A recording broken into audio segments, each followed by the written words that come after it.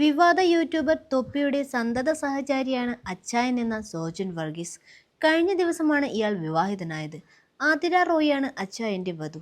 ഭാര്യയ്ക്ക് 25 വയസ്സേ ആയിട്ടുള്ളൂ എന്നും വിവാഹശേഷം അച്ചായൻ നടത്തിയ വെളിപ്പെടുത്തൽ വന്നതോടെ സൈബർ ലോകത്ത് അവിവാഹിതരായ അസൂയക്കാരുടെ ഹാലിളകി.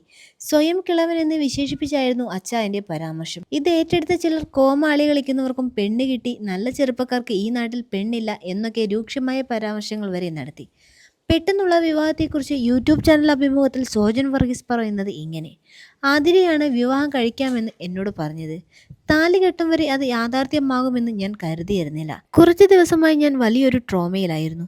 അതൊന്നും കണക്കിലെടുക്കേണ്ട, ഒന്നിച്ച് ജീവിക്കാമെന്ന് ആതിര പറഞ്ഞപ്പോൾ മുന്നും പിന്നും നോക്കിയില്ല. ഒരു പെൺകുട്ടി അങ്ങനെ ബോൾഡായ തീരുമാനമെടുക്കുമ്പോൾ കിട്ടുന്ന എനർജിയിലാണ് ഞാനിപ്പോൾ.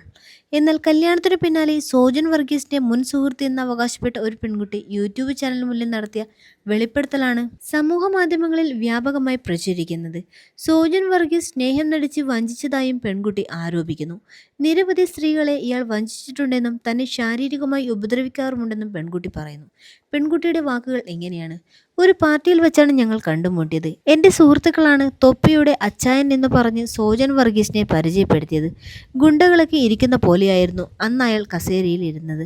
അന്ന് വീട് എവിടെയാണെന്നൊക്കെ ചോദിച്ചു പരിചയപ്പെട്ടു. പിന്നീട് എൻ്റെ സുഹൃത്തിൻ്റെ കയ്യിൽ നിന്നും നമ്പർ വാങ്ങി അച്ചായൻ എന്നെ വിളിച്ചു.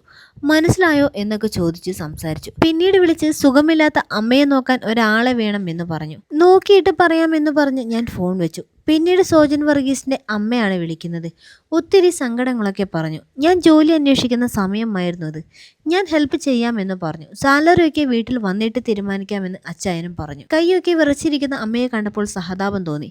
രണ്ടുപേർക്കും വലിയ സ്നേഹമായിരുന്നു. ഞാൻ അവരുടെ വീട്ടിൽ സേഫ് ആയിരിക്കുമെന്ന് കരുതി. കുറച്ചു നാൾ കഴിഞ്ഞപ്പോൾ ഭരിക്കുന്ന രീതിയിലേക്ക് കാര്യങ്ങൾ നീങ്ങി. അങ്ങനെ ചെയ്യരുത്, ഇങ്ങനെ ചെയ്യരുത് എന്നൊക്കെ അച്ചായൻ പറഞ്ഞു. ആരെയും ഫോൺ ചെയ്യരുതെന്ന് പറഞ്ഞു. ഒരിക്കൽ ഫോൺ പിടിച്ചു വാങ്ങി എറിഞ്ഞു പൊട്ടിച്ചു. ഞാൻ പേടിച്ചുപോയി. കുറേ കരഞ്ഞപ്പോൾ പുതിയ ഫോൺ വാങ്ങിത്തന്നു.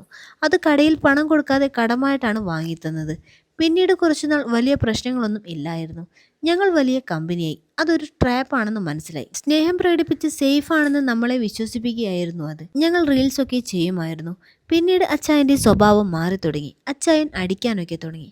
നമ്മുടെ ഇല്ലായ്മ മുതലെടുത്ത് തളർത്തുന്നതാണ് അമ്മയുടെയും മകൻ്റെയും രീതി. നമ്മുടെ മെസ്സേജൊക്കെ സ്ക്രീൻഷോട്ട് എടുത്തു വയ്ക്കും. അടിക്കുന്ന കാര്യങ്ങളൊന്നും ഞാൻ ആരോടും പറഞ്ഞില്ല. ഞാൻ അവിടെ നിന്ന് പോകാൻ തീരുമാനിച്ചപ്പോൾ അമ്മ കയ്യും കാലും പിടിച്ചു കരഞ്ഞു. ഞാൻ അയാളുടെ ഭാര്യയോ പെങ്ങളോ ഒന്നുമല്ല. നിങ്ങളുടെ മകൻ്റെ തല്ലുകൊള്ളേണ്ട ആവശ്യമില്ലെന്ന് പറഞ്ഞു. ഇനി ആവർത്തിക്കില്ലെന്ന് പറഞ്ഞ് ബൈബിളിൽ തൊട്ട് സത്യം ചെയ്തു. പിന്നീട് വീണ്ടും പ്രശ്നങ്ങൾ വഷളായി. തൊപ്പി ഇടപെട്ടു. അച്ചായൻ്റെ വീഡിയോകളിൽ എന്നെ വൈഫ് എന്നാണ് പറഞ്ഞിരിക്കുന്നത്. ചായ കുടിക്കാൻ കടയിൽ പോകുന്ന വീഡിയോ ഒക്കെയാണ് ഇടുന്നത്. അതറിഞ്ഞപ്പോൾ ഞാൻ പ്രശ്നമുണ്ടാക്കി.